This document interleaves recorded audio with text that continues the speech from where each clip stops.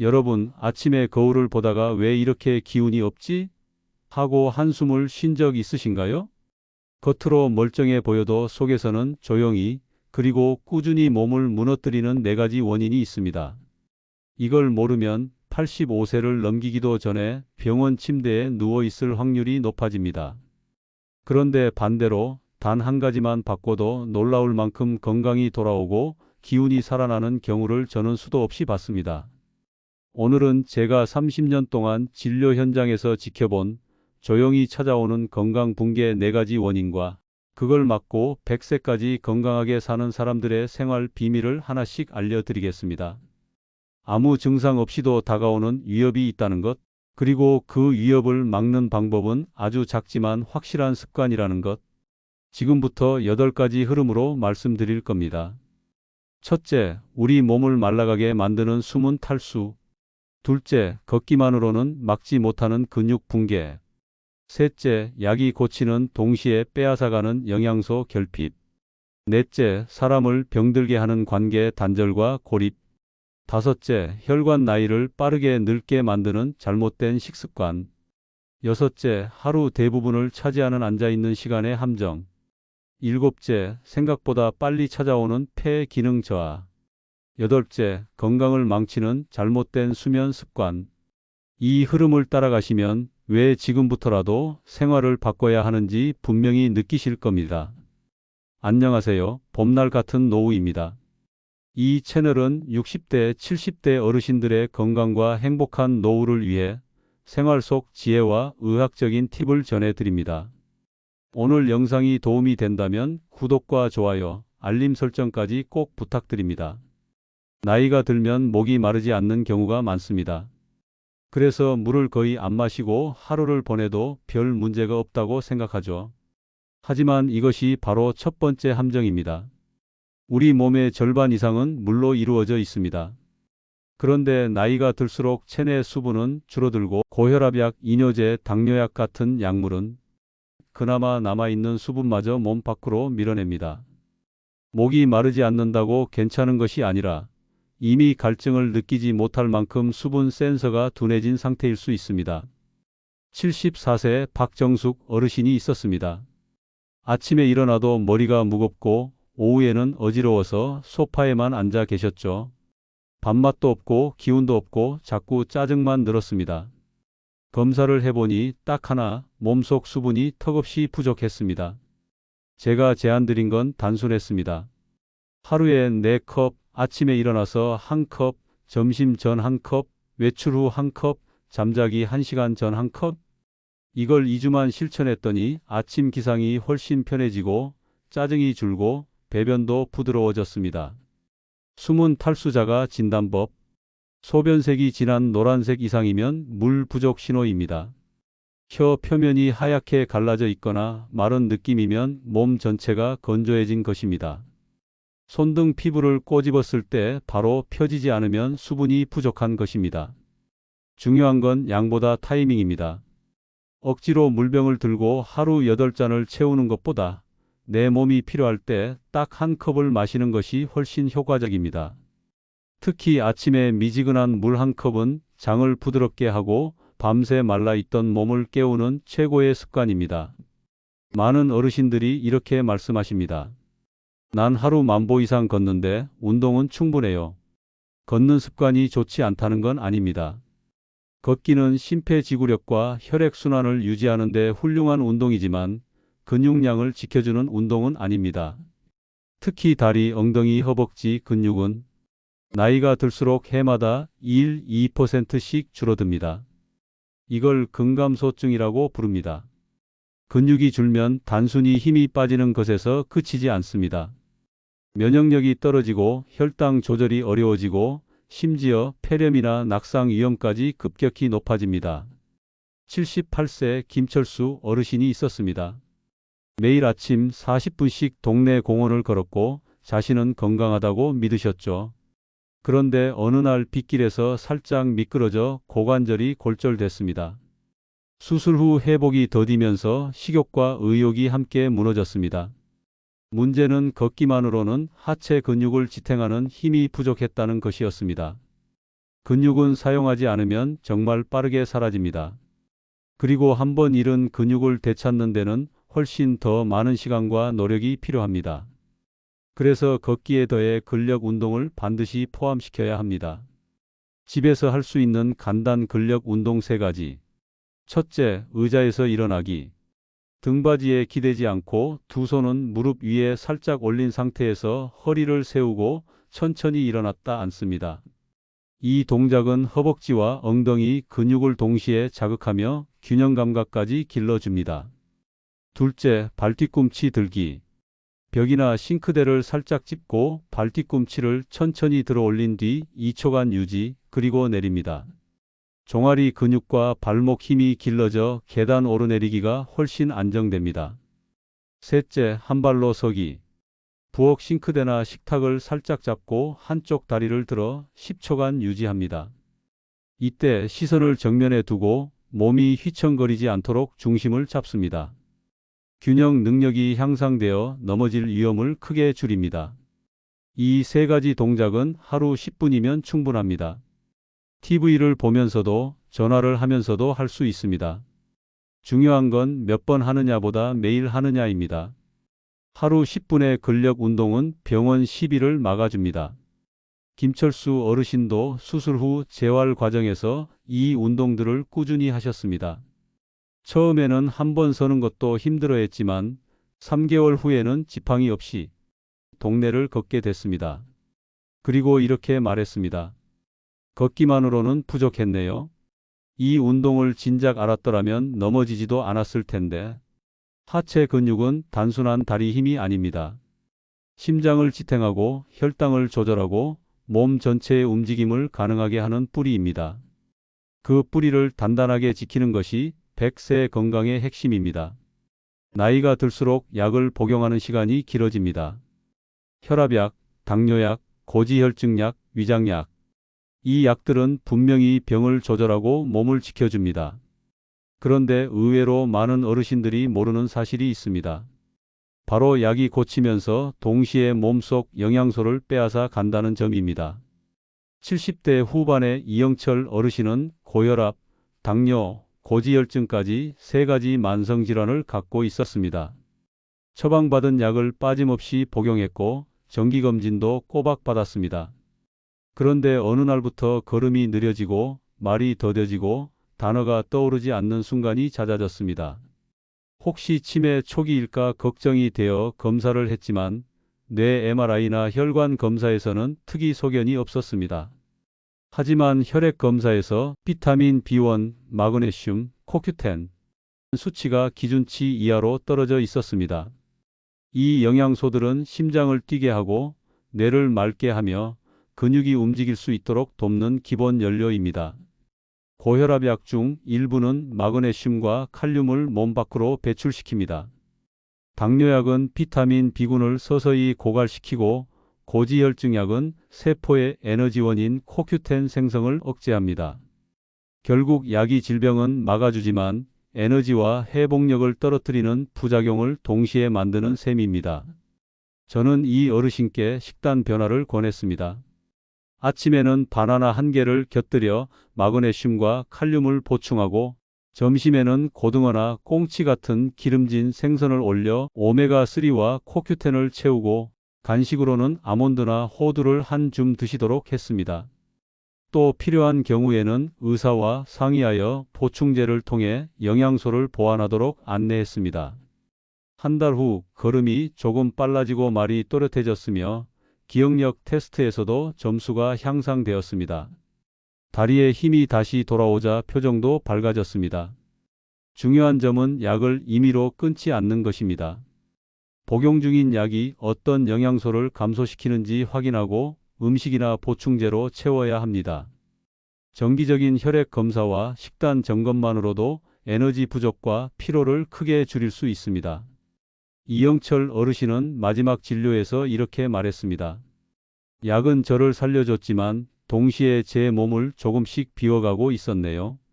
이제는 그 빈칸을 채우는 방법을 알았으니 두렵지 않습니다. 사람의 몸을 무너뜨리는 건 병이나 약만이 아닙니다. 제가 수많은 환자들을 보면서 느낀 건 관계가 끊기는 순간 몸도 함께 무너진다는 사실입니다. 외로움과 고립은 단순한 마음의 문제가 아닙니다. 의학적으로 보면 외로움은 면역력을 떨어뜨리고 염증 수치를 높이며 심지어 사망률까지 높이는 강력한 위험 요인입니다.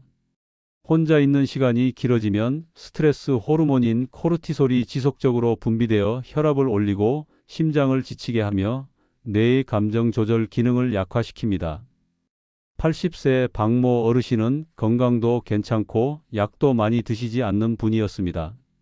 마당에 화초를 돌보고 혼자 밥을 챙겨 드셨죠.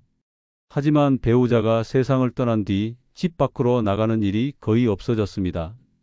전화도 귀찮아했고 경로당에도 나가지 않았습니다. 그로 인한 변화는 불과 1년 만에 찾아왔습니다.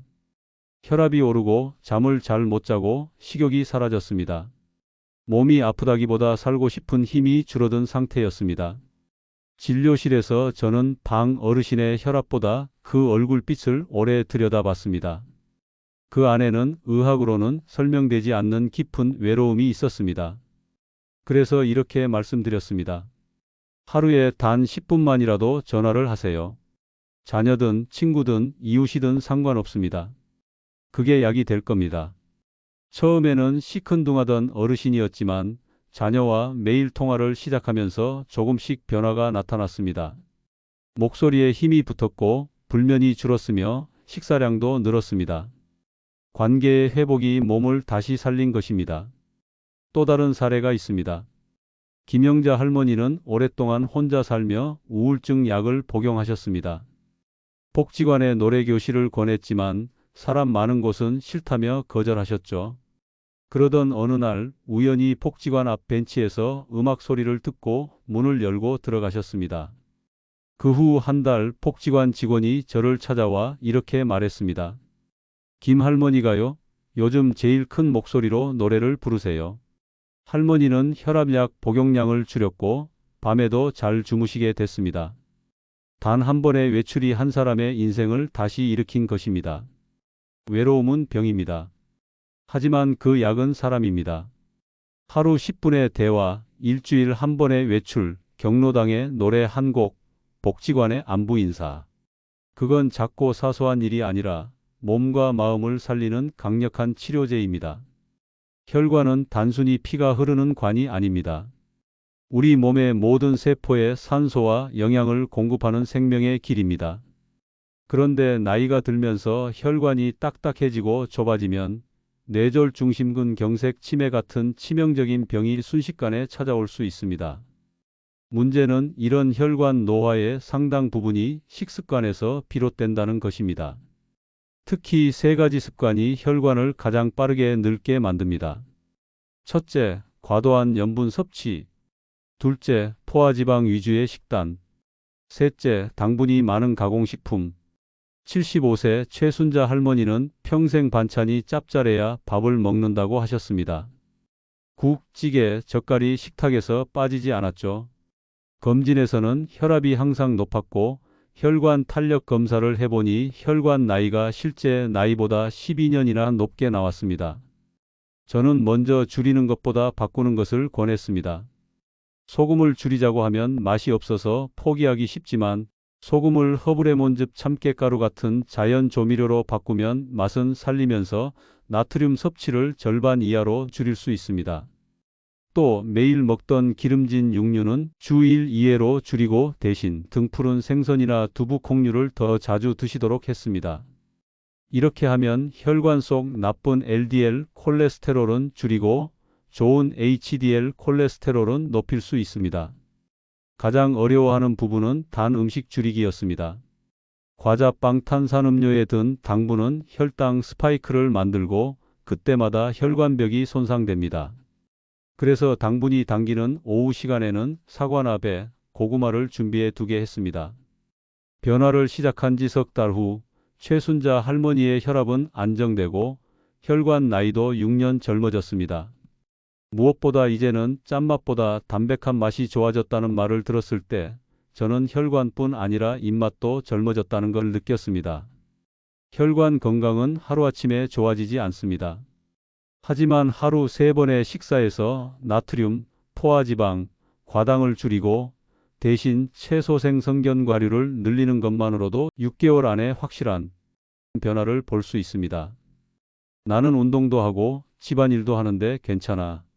많은 어르신들이 이렇게 말씀하십니다. 하지만 하루 24시간 중 앉아있는 시간이 8시간을 넘으면 운동을 조금 한다고 해도 그 해로운 영향이 사라지지 않는다는 연구 결과가 있습니다. 앉아있는 시간이 길면 다리 근육이 사용되지 않아 혈액순환이 느려지고 심장과 폐의 기능도 떨어집니다. 또한 엉덩이 근육과 복부 근육이 약해져 허리 통증, 무릎 통증, 균형 감각 저하로 이어집니다.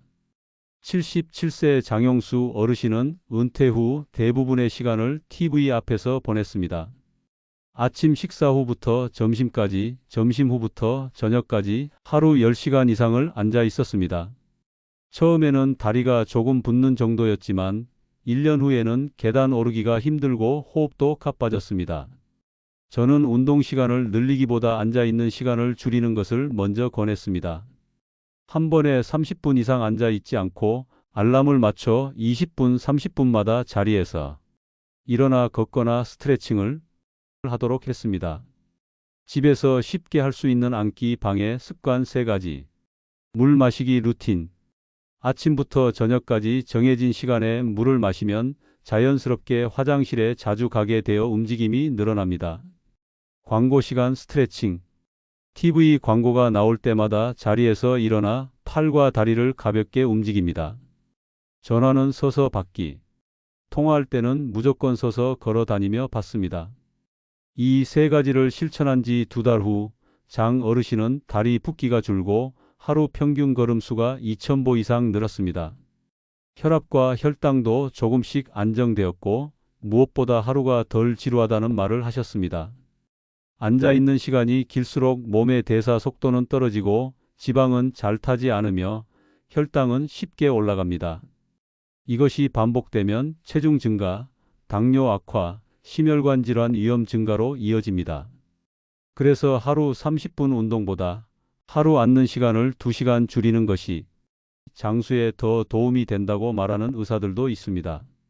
많은 분들이 폐 질환은 흡연자나 심한 호흡기 질환을 겪은 사람에게만 생긴다고 생각합니다. 하지만 나이가 들면 담배를 피운 적이 없더라도 폐 기능은 40대 이후부터 매년 조금씩 떨어집니다. 70세가 되면 20대 시절의 절반 이하로 줄어드는 경우도 드물지 않습니다. 폐 기능이 떨어진다는 건 단순히 숨이 차다는 의미가 아닙니다. 산소 공급이 줄어들면 뇌, 심장, 근육 등 모든 장기가 제 역할을 하지 못하게 됩니다. 그래서 호흡이 조금만 힘들어져도 기억력 저하, 쉽게 피로해짐, 면역력 약화가 동반됩니다. 72세 윤상호 어르신은 계단 한 층만 올라가도 숨이 가빠졌습니다. 감기라도 걸리면 회복하는데 한 달이 넘게 걸렸고 작은 일에도 쉽게 지쳤습니다. 검사 결과 폐활량이 같은 연령대 평균보다 30%나 낮았습니다. 폐 기능 저하를 막는 가장 좋은 방법은 매일의 호흡 훈련입니다. 돈이 드는 것도 아니고 특별한 장비가 필요한 것도 아닙니다. 단 5분이면 충분합니다. 폐 기능을 지키는 3가지 호흡법. 첫째, 복식호흡. 의자에 편히 앉아 코로 천천히 숨을 들이마시며 배를 부풀립니다. 그 다음 입으로 길게 내쉬면서 배를 당깁니다. 이 과정을 10회 반복합니다. 둘째, 입술 오므리기 호흡. 코로 숨을 들이마신 후 입술을 가볍게 오므려 휘파람 불듯 천천히 내쉽니다. 이 방법은 폐 속 공기를 오래 머물게 해 산소 흡수를 늘립니다. 셋째, 풍선 불기. 작은 풍선을 준비해 천천히 숨을 불어 넣습니다. 이 과정이 폐 근육을 단련시키고 호흡량을 늘리는 데 도움이 됩니다. 윤 어르신은 하루 5분 이 3가지 호흡법을 2달간 꾸준히 하셨습니다. 그 결과 계단 2층을 쉬지 않고 오를 수 있었고 감기에 걸려도 예전보다 훨씬 빨리 회복했습니다. 폐는 눈에 보이지 않기 때문에 기능이 떨어져도 대수롭지 않게 생각하기 쉽습니다. 하지만 폐가 늙으면 모든 장기가 함께 늙습니다. 하루 5분의 호흡 훈련은 장수로 가는 가장 간단하고 강력한 비밀 중 하나입니다.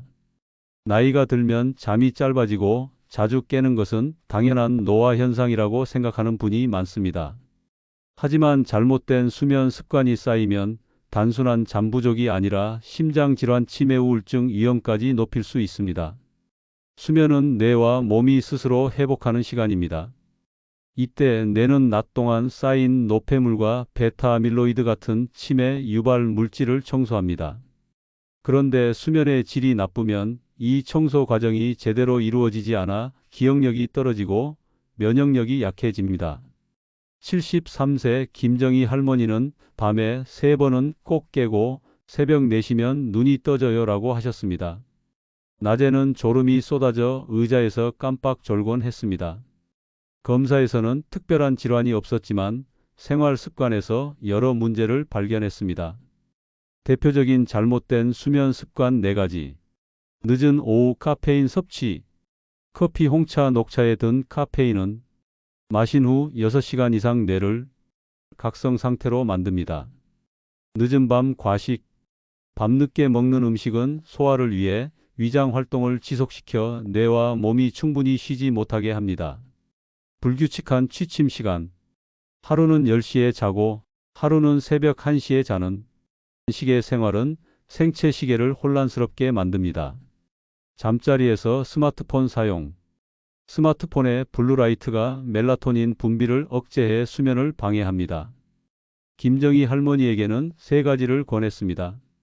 첫째, 오후 2시 이후에는 카페인 음료를 마시지 않기. 둘째, 잠들기 3시간 전에는 식사를 마치기. 셋째, 잠들기 전 30분은 조명을 낮추고 TV, 스마트폰 대신 조용한 음악이나 독서로 마무리하기. 변화를 시작한 지 4주 후 할머니는 밤에 1번 정도만 깨고 새벽에도 다시 잘 수 있게 됐다고 하셨습니다. 낮에 피로감이 줄어들고 기억력 테스트에서도 향상이 보였습니다. 수면의 질은 단순히 몇 시간을 잤느냐가 아니라 깊은 잠을 얼마나 오래 유지했느냐에 달려 있습니다. 하루 7시간을 자더라도 그중 깊은 잠이 20% 이상이면 몸과 뇌는 충분히 회복할 수 있습니다. 수면은 사치가 아니라 투자입니다. 좋은 수면 습관은 100세까지 건강하게 사는 데 있어 물, 운동, 식습관만큼이나 중요한 기둥입니다. 오늘 이야기 어떻게 보셨나요? 작은 습관 하나가 100세까지 건강하게 사는 비밀이 될 수 있습니다. 이 영상을 주변 분들께도 꼭 공유해 주세요. 봄날 같은 노후는 앞으로도 어르신들의 건강과 행복을 위해 좋은 정보를 전해드리겠습니다. 구독과 좋아요, 그리고 알림 설정 잊지 마시고요. 여러분의 하루가 오늘도 봄날처럼 따뜻하길 바랍니다. 다음 영상에서 또 만나요. 감사합니다.